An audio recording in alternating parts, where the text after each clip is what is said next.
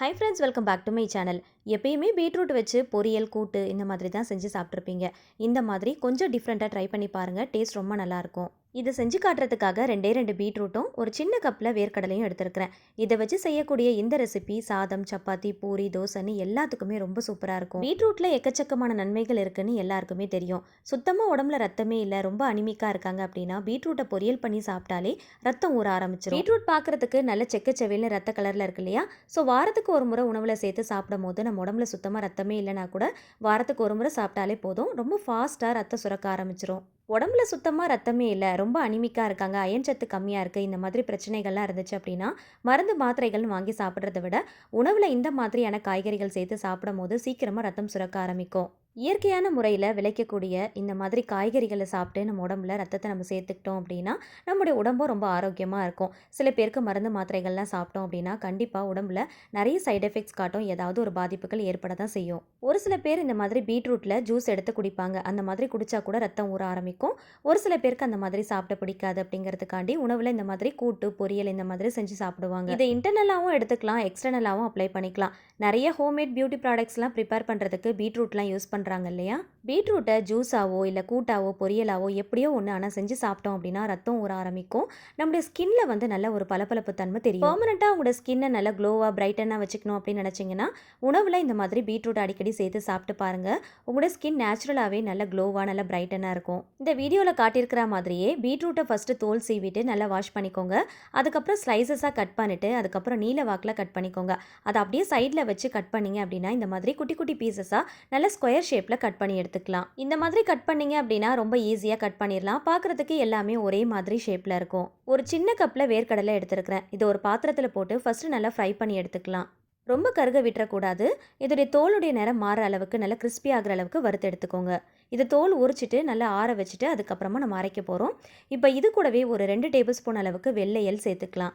இந்த வெள்ளை எல்லையும் நல்லா வறுத்து எடுத்துக்கலாம். ஃபுல் சிம் ஃப்ளேமில் வச்சு கருகிடாமல் கலர் சேஞ்ச் ஆகிற அளவுக்கு நல்லா பொரிஞ்சு வர அளவுக்கு வறுத்து எடுத்துக்கோங்க. வெள்ளை எல்லுக்கு பதிலாக நீங்கள் கருப்பு எல்லை கூட யூஸ் பண்ணிக்கலாம். லைட்டாக வந்து கலர் சேஞ்ச் ஆகி பொரிஞ்சு வர அளவுக்கு வறுத்தா போதும். எல்லையும் வேர்க்கடலையும் வறுக்கும் போது ரொம்ப கருகிராமல் நல்ல கலர் சேஞ்ச் ஆகிற அளவுக்கு கிறிஸ்பி ஆகிற அளவுக்கு வறுத்து எடுத்துக்கோங்க. அப்போ தான் கசப்புத்தன்மை இல்லாமல் இருக்கும். இந்த ரெசிபி செய்யறதுக்கு நல்ல அடிகனமான பாத்திரமாக யூஸ் பண்ணிக்கோங்க. அப்போ தான் அடிப்பிடிக்காமல் இருக்கும். பாத்திரத்தில் கொஞ்சமாக எண்ணெய் ஊற்றிக்கலாம். எண்ணெய் சூடானதும் தாளிப்பு போட போகிறோம். இதுக்கு கடுகு, உளுந்து 1 ஸ்பூன் அளவுக்கு சேர்த்துக்கோங்க. ஜீரகம் ஒரு 1/2 ஸ்பூன் அளவுக்கும், சோம்பு ஒரு 1/4 ஸ்பூன் அளவுக்கும் சேர்த்துக்கலாம். ஒரு பெரிய வெங்காயத்தை நல்லா பொடியாக நறுக்கி வச்சுருக்கிறேன், அதையும் இது கூட சேர்த்துக்கலாம். 2 பீட்ரூட்டுக்கு ஒரு வெங்காயம் கரெக்டாக இருக்கும். ஒரு பச்சை மிளகாயை 2ஆக கட் பண்ணிட்டு சேர்த்துக்கலாம். கொஞ்சமாக கல்லுப்பு சேர்த்துக்கலாம். உப்பு சேர்த்துட்டு வதக்கும் போது சீக்கிரமாக வெங்காயம் வதங்கிடும். வெங்காயம் நல்லா கண்ணாடி பதம் வர அளவுக்கு வதக்குனா போதும். வெங்காயத்தை ரொம்பலாம் வதக்க வேண்டாம். ஜஸ்ட் ஒரு 3 செகண்ட் மட்டும் வதக்குனாலே போதும், கண்ணாடி பதம் வந்துடும். இந்த கலர் மட்டும் லைட்டாக சேஞ்ச் ஆகிற அளவுக்கு வதக்கிக்கோங்க. வெங்காயம் வதங்கினதும் கட் பண்ணி வச்சுருக்கிற பீட்ரூட்டை இது கூட சேர்த்துக்கலாம். இது கூடவே ஒரு கொத்து கருவேப்பிலையும் சேர்த்துக்கலாம். பீட்ரூட்டை சேர்த்துட்டு ஒரு 5 நிமிஷத்துக்கு காயை நல்லா எண்ணெயில் வதக்கி விடுங்க. அந்த பச்சை வாசனை போகிற அளவுக்கு நல்லா வதக்கணும். எப்பயும் கூட்டு பொரியெல்லாம் செய்யும் போது லைட்டாக வதக்கிட்டு மசாலா தண்ணியெல்லாம் சேர்த்து வேக வச்சுருவோம். ஆனால் இந்த ரெசிபிக்கு எண்ணெயிலேயே பீட்ரூட்டை நல்லா வதக்கணும். நல்லா கிறிஸ்பி ஆகிற அளவுக்கு வதக்கிக்கோங்க. இந்த மாதிரி ஸ்கொயர் ஷேப்பில் குட்டி குட்டியாக கட் பண்ணிவிட்டு நீங்கள் சேர்த்து வதக்கும் போது சீக்கிரமாக வதங்கிடும், நல்லா கிறிஸ்பி ஆகிடும். பீட்ரூட் நல்லா வதங்கி கிறிஸ்பி ஆகும் போது அந்த வெங்காயமும் சேர்ந்து நல்லா வதங்கி நல்லா கிறிஸ்பியாக இருக்கும். ஆரம்பத்திலே நம்ம வெங்காயத்தை ரொம்ப போட்டு வதக்கிட்டோம் அப்படின்னா இப்போ கருக ஆரம்பிச்சிரும். ஸோ அதனால் ஃபஸ்ட்டு ஸ்டார்டிங்கில் கண்ணாடி பதத்துக்கு நீங்கள் நல்லா வதக்கி எடுத்துக்கோங்க. இப்போ இந்த பீட்ரூட்டோடு சேர்த்து வதக்கும் போது ரெண்டுமே சேர்ந்து ஒரே மாதிரி கலர் சேஞ்ச் ஆகி நல்லா கிறிஸ்பி ஆக ஆரம்பிக்கும். காய் நல்லா வதங்கினதும் 1/4 ஸ்பூன் மஞ்சள் தூள், உங்களோட காரத்துக்கு ஏற்றா போல் காஷ்மீரி ரெட் சில்லி பவுடர் சேர்த்துக்கோங்க. நான் 1 ஸ்பூன் அளவுக்கு மட்டும் சேர்த்துருக்கிறேன்.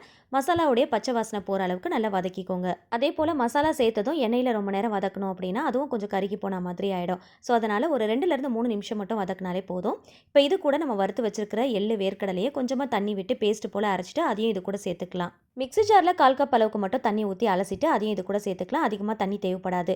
கலந்து விட்டுட்டு உப்பு காரம் கரெக்டாக இருக்கான்னு செக் பண்ணி பார்த்துக்கோங்க. தேவைப்பட்டால் கூட சேர்த்துக்கலாம். சேர்த்துக்கலாம். காயை ஆல்ரெடி வந்து நம்ம எண்ணெயில் நல்லா வதக்கிட்டு தான் செஞ்சுருக்கிறோம். ஸோ அதனால் கொஞ்சமாக தண்ணி ஊற்றி ஒரு 5 நிமிஷம் போல் மூடி போட்டு வேக வச்சுட்டு அதுக்கப்புறமா ஓப்பன் பண்ணிவிட்டு கைவிடாமல் இந்த மாதிரி கலந்து விட்டீங்க அப்படின்னா நல்லா கெட்டியாகி திரண்டு வர ஆரம்பிக்கும்.